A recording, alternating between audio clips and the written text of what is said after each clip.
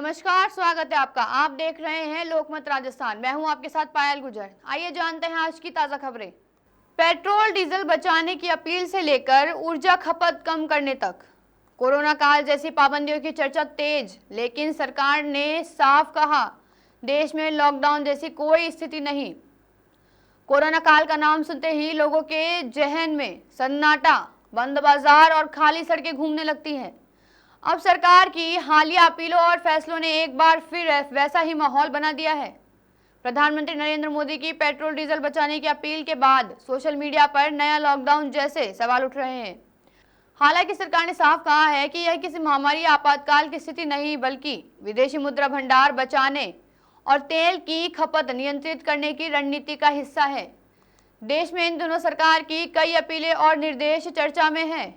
Petrol diesel की खपत कम करने, बिजली बचाने, गैर जरूरी यात्राओं से बचने और संसाधनों की सीमित उपयोग जैसी बातें लोगों को कोरोना काल की याद दिला रही है।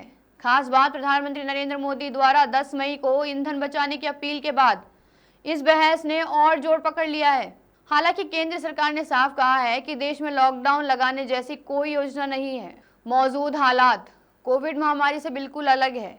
तब लोगों की जान बचाना प्राथमिकता थी, जबकि अब सरकार आर्थिक संतुलन बनाए रखने, विदेशी मुद्रा भंडार सुरक्षित रखने और बढ़ती तेल कीमतों के असर को नियंत्रित करने पर फोकस कर रही है। सरकार जिन 5 बड़े कदमों पर जोर दे रही है उनमें ईंधन की बचत, सार्वजनिक परिवहन को बढ़ावा, अनावश्यक बिजली खपत रोकना, सरकारी स्तर पर खर्चों में कटौती और आयातित तेल पर निर्भरता कम करना शामिल है। इन फैसलों को लेकर विपक्ष सवाल उठा रहा है, जबकि सरकार इसे आर्थिक सतर्कता और संसाधन प्रबंधन का हिस्सा बता रही है।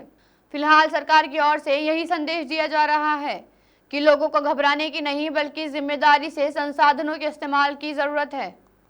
ऐसे ही तमाम ताज़ा खबरों के लिए बने रहिए लोकमत राजस्थान के साथ सच का।